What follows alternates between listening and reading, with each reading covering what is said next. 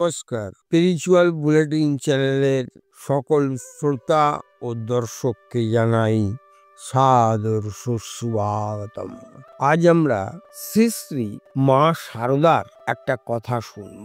সেই কথা শুনলে একদিকে যেমন আমরা মানসিক শান্তি পাবো, তেমনি মনের শক্তি অনেক গুণ বেড়ে যাবে।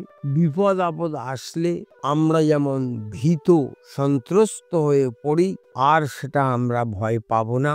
এইভাবে মা শারদা আমাদের শেখাচ্ছেন কিভাবে ভয় মুক্ত জীবন আমরা গড়ে তুলতে পারি। তাহলে চলুন আলোচনা শুরু করা যাক।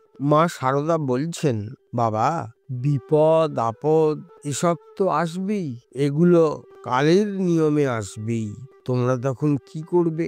ধৈর্য ধরবে, ঠাকুরকে ডাকবে, মনের কথা জানিয়ে ঠাকুরের কাছে কাঁদবে। দেখবে তিনি ঠিক তোমার ডাকে সাড়া দেবেন, কোলে বসিয়ে নেবেন।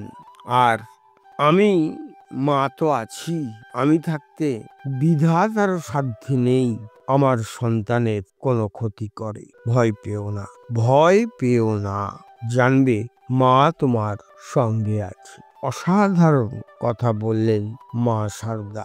মা শারদার এই অভয় বাণী আমরা যদি আমাদের অন্তরে মনে প্রতিষ্ঠা করতে পারি, তাহলে সত্যি যে কোনো ধরনের ভয় দূর দূর করে পালাবে আমাদের মন থেকে। তখন আমরা আর ভয়ে ভীত সন্ত্রস্ত দুশ্চিন্তাগ্রস্ত হয়ে পড়ব না।